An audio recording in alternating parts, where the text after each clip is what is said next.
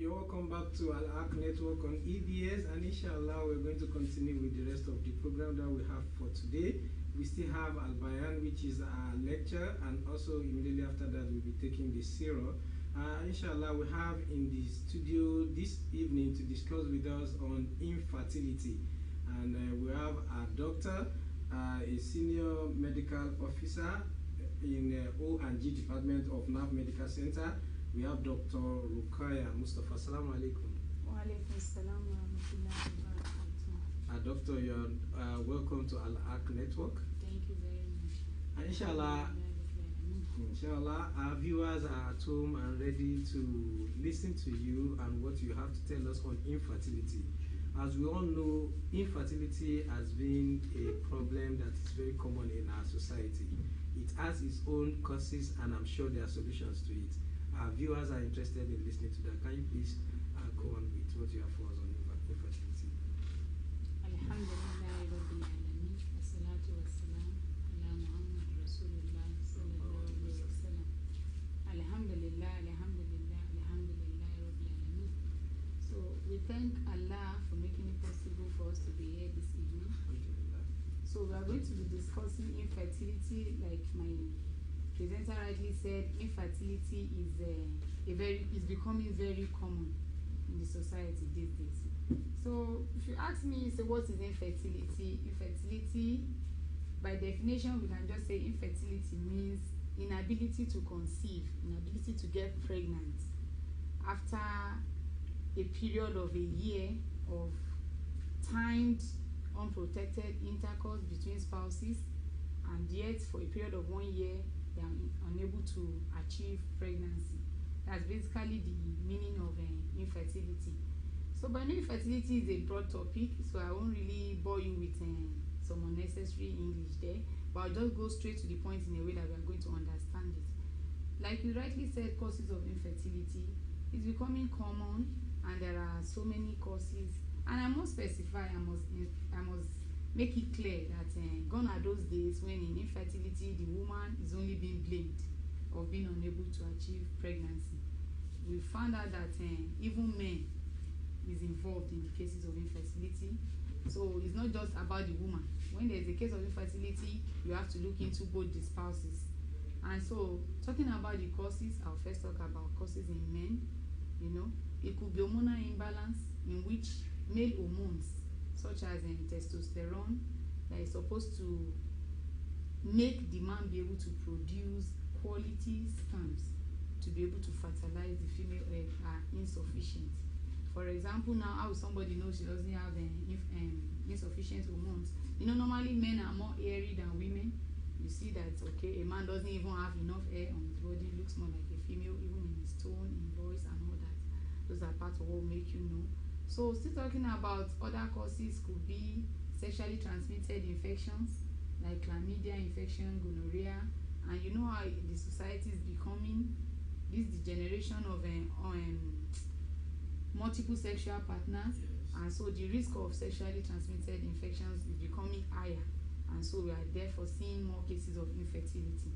So that could also cause it. Another thing is when there is any kind of abnormality or any kind of, will I say, infection in the aspect of the testes.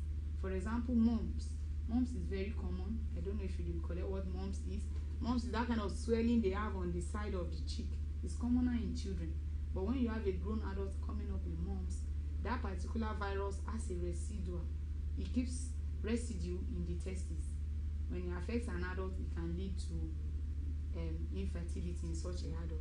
Another thing is you know, low sperm count. Low sperm count in a full-grown man, and low sperm count can come from many sources. Low sperm count means the person cannot produce up to the number of sperm. Ideally, in an ejaculate, you expect 15 to 200 million sperm cells per male. So, but you know, once it's less than 15, it becomes a low sperm count. Some don't even produce at all, but the man may not know. And you know what could cause this is that the part of what could cause it is when the testis is being exposed to high temperature. From the way Allah has created man, the testis cannot withstand high temperature. That's why it's located outside the body. So, but you know, some people are fond of wearing very tight boxers, wearing tight trousers, and then some working in an under hot environment. It could lead gradually to poor sperm quality. Also, maybe in infants, when you have this idea of an undescended testis, when a baby is growing in the mother, the testis is formed in the abdomen. But by Allah's will, when that child is born, the testis descends through a channel and goes into the scrotum. So for some babies, it doesn't come immediately when they are born. But when you observe such babies up to like a year, and you still not find the testes in the scrotum, you are supposed to take them to see a pediatrician so that they will do the needful. They will bring it back to where it's supposed to be, because staying in there, the internal temperature is going to damage it. So we have something like that too. And then some men, places where they work, like being exposed to radiation. Some people work in chemical companies, they are being exposed to chemicals, and unknowingly, you know, those chemicals, those rays they are being exposed to also damages the testes, and so it can lead to poor sperm count.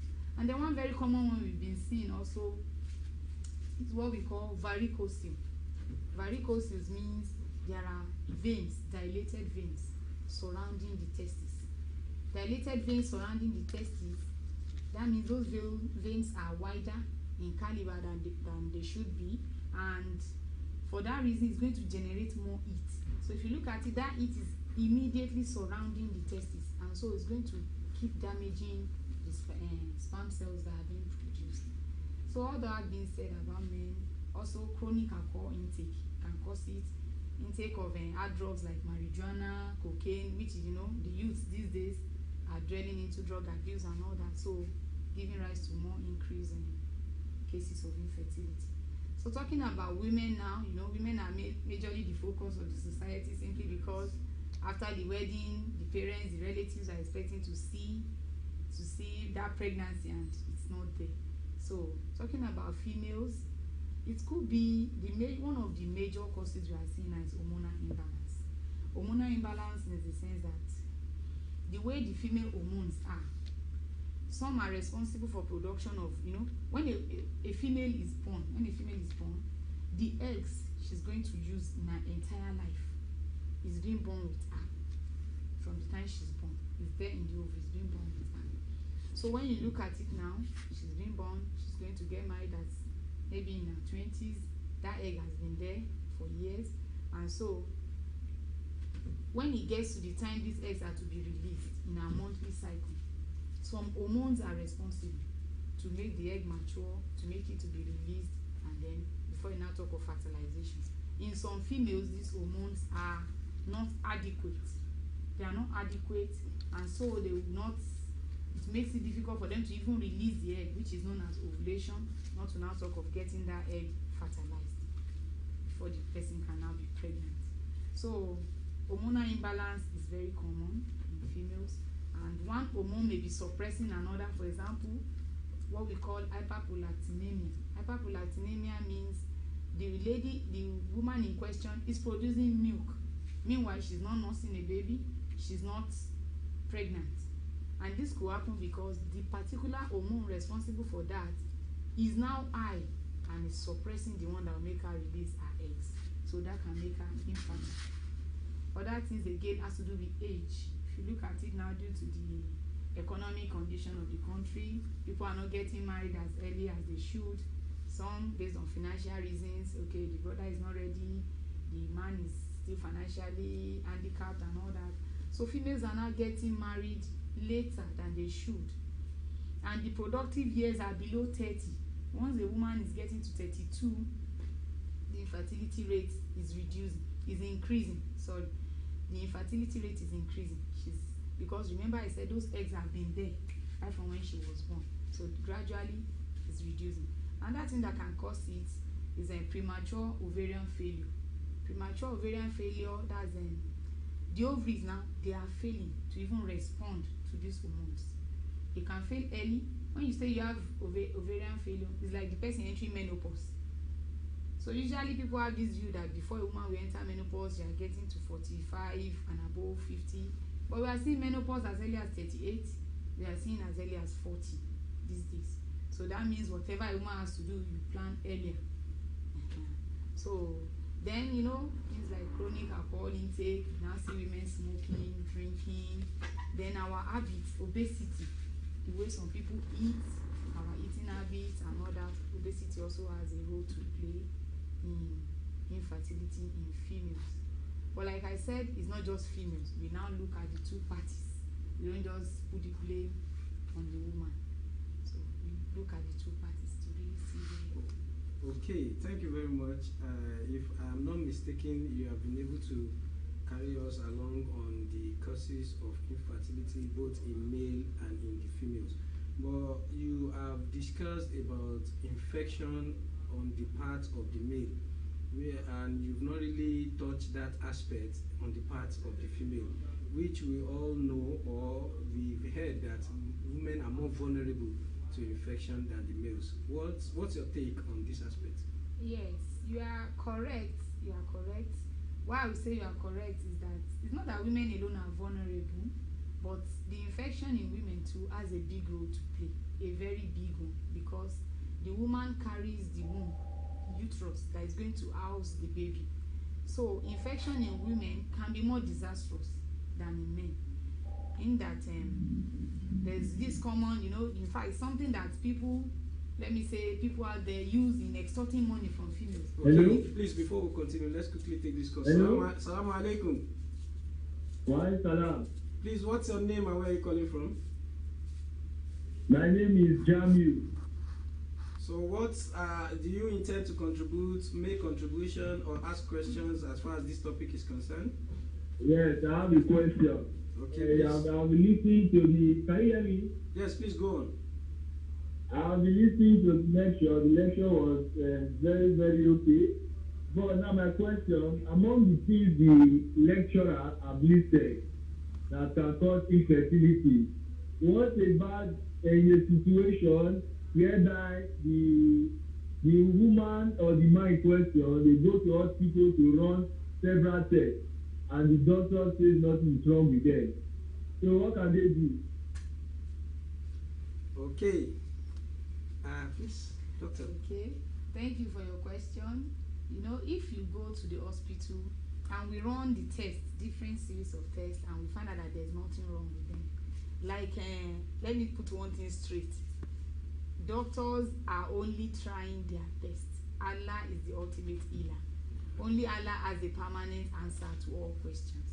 There are incidences where we find out that there's nothing wrong with the couples, and all you have to do is wait Allah, and He will do it. And then, you know, one thing we have also noticed is the issue of anxiety.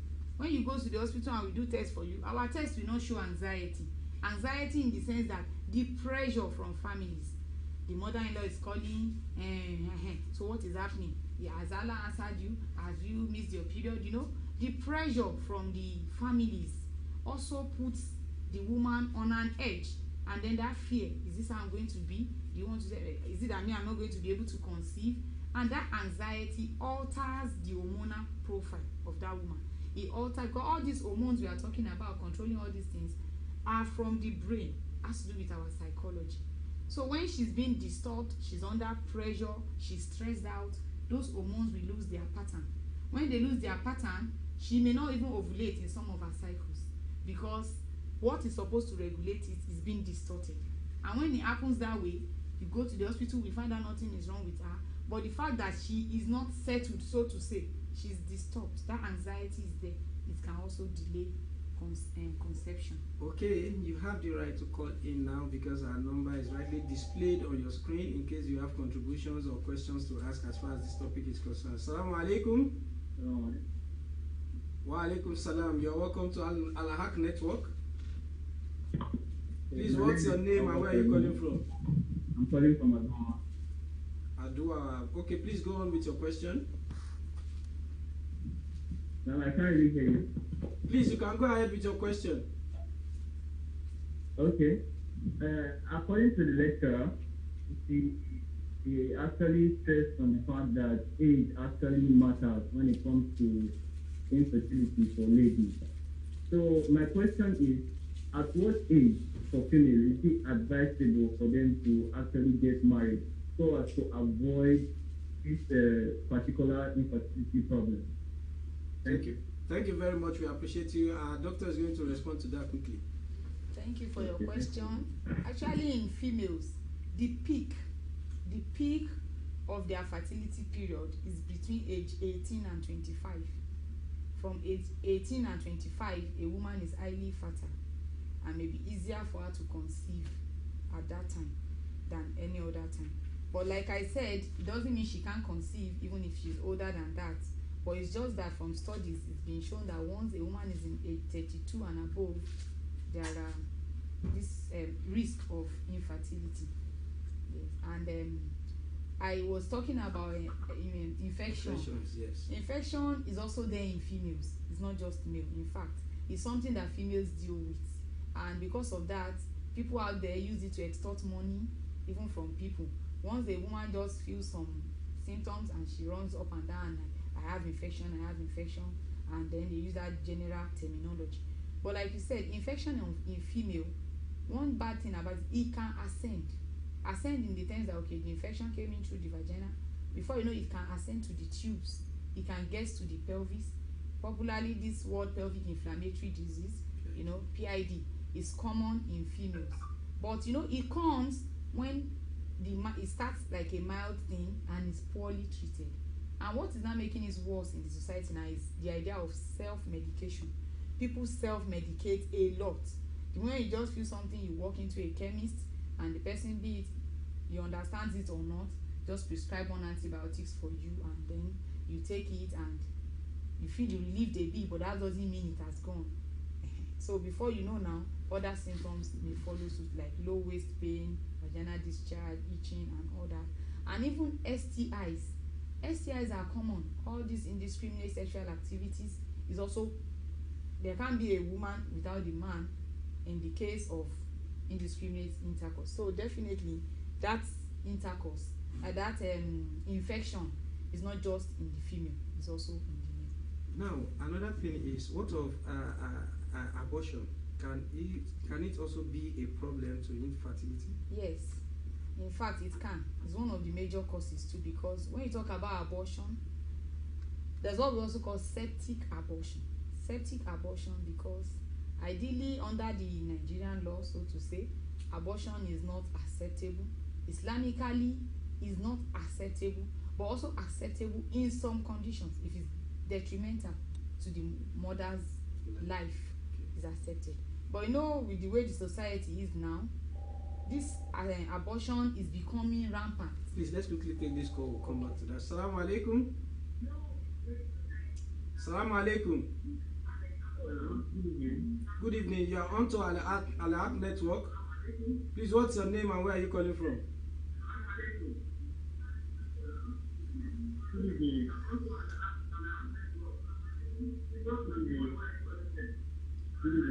Good evening. Yes, I'm calling from Airport Road.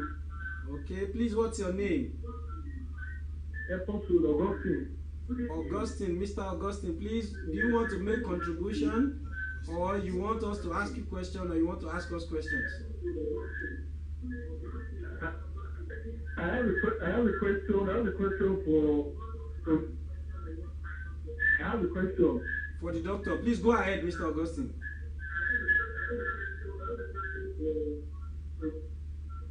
My question is, she talked about infection being a cause of infertility. So how does it really bring about infertility? Okay, thank you very much. I think she's on that. She's answering that right now. You said you talk about infection. Then how is infection the cause to infertility? Okay. How it can cause infertility is that the way the female reproductive tract is, the sperm has to travel a distance, go through the tubes to get to where the egg has been released. So now this infection, the tube happens to be a tiny organ. When the person had maybe a poorly treated or an untreated infection and it ascended, got to the tubes. The tube, like I said, is a tiny, narrow organ. So now when infection happens, the bacteria multiplies and all that, they might have blocked that tube. So that's what they call tuber blockage. Exactly, tuber blockage. Or in the presence of the infection now, it has caused some, we like call it bruises. It has caused some scarring on that tube, and when it now heals in a way that it's closing up on its own because it's very narrow in the first place. In that kind of situation now, the sperm can no longer have access to get to the egg. So definitely, such a person will not be able to conceive because one of the pathways to where the sperm will get to the egg has been blocked. So that's how an infection can lead to infertility, especially when it's a chronic infection. It's been ongoing for a long time. Okay, we are discussing about abortion earlier. Okay. And you're telling us about how abortion can also be a cause to infertility. Exactly. It's not all cases of abortion that can lead to infertility. For example, someone is pregnant, she happens to have a miscarriage, and it's not everything in the miscarriage was expelled out. Medically, you can't leave such a person like that. We have to help her clear the remaining remnants so that another pregnancy can come in the future. So in such a way now, under in a well-trained hospital, a well-trained health personnel will be the one to do such a procedure. We call it ERPC, evacuation of retained product of conception. This is a retained product now. She had a miscarriage, part of it is retained. So you help that person to bring it out. It has its own procedure, and you still cover the person with an antibiotics. So such a person managed in the hospital now, we have everything done perfectly, and she will heal fine from that and be able to conceive in future. But now you get pregnant, perhaps an unwanted pregnancy, run to maybe a quack for an abortion. You don't know if the instruments were sterilized. You know, you put yourself at risk. So many also complications of that evacuation and all that. So in such a case, infection can set in. Assuming an instrument that was used is unsterilized, such a person can come up with infection. You find out people discharging pus, you know. So all those kind of things is what we call septic abortion. There is a sepsis involved now, infection, broad, wide range, you know, of organisms that you can't even describe. So such a person might later get healed from that, but that time that she had those infections, things like tuber blockage might have set in, and that goes for it. And then there's one important thing I didn't talk about, which is something ravaging to also is the issue of fibroid.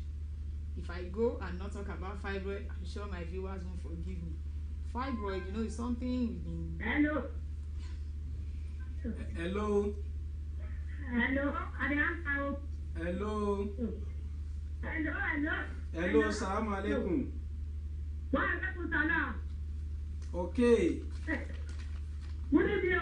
Good evening. Number one. Okay. The name Mrs. Abiola Abdusalam. Are we on to Mrs. Abiola Abdusalam?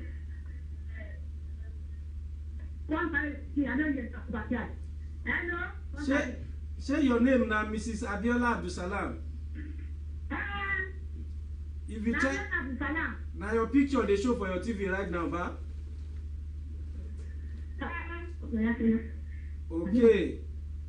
Inshallah, congratulations. Al-haqq Network has a presentation for you. As a widow, we have something that will be given to you, inshallah.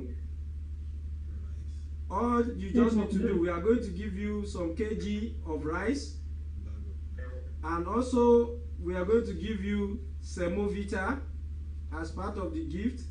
Then we're also going to add oil to it, inshallah. Okay. The bag of rice, the semovita, and the oil.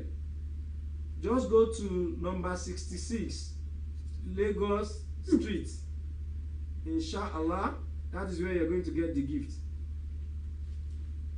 May Allah make it easy. Thank you very much. I think that's the first widow we are going to be giving gifts to for today. We still have more that we're going to be dishing out. But before then, I quickly want our doctor to round up with that fibroid you're discussing with, because we are running out of time already. Okay. The fibroid is a kind of growth in the female womb, so to say, in the uterus. And you know, fibroid is something that is common. It's common in all females. not everybody has it, but quite a large percentage. It might just be a small fibroid, and it could be very big, occupying all the space in the uterus. So, but it can also cause infertility. How it causes infertility is that it takes up all those spaces, and so it makes it difficult for a fertilized egg that is coming to implant in the womb. There will be no space. Everywhere the surface is rough, and so that person keeps having wastages. Even if he implants a little, it can lead to a miscarriage. So in such a case, it can cause infertility. But you know, this issue of fibroids, some people are being deceived out there. They will say, okay, be taking this herbal concoction, you are going to pass it out in your excreta. It's not possible, because the channel of the vagina and the anus where you pass excreta are two different channels entirely. So when you have the issue of this fibroid, if that is what has been detected in the hospital, it's not every fibroid the doctor pursues. Some are just there small, it can't cause any issue, it doesn't disturb you from getting pregnant. But when there are huge ones that has to be removed, it's usually removed surgically, so that such a person can conceive in the future. So alhamdulillah, this last one, in order for us to round up, as you can see, we have really run out of time. People have been having this issue when they go for treatment of infertility. You see cases where the female will go, the male will not want to attend.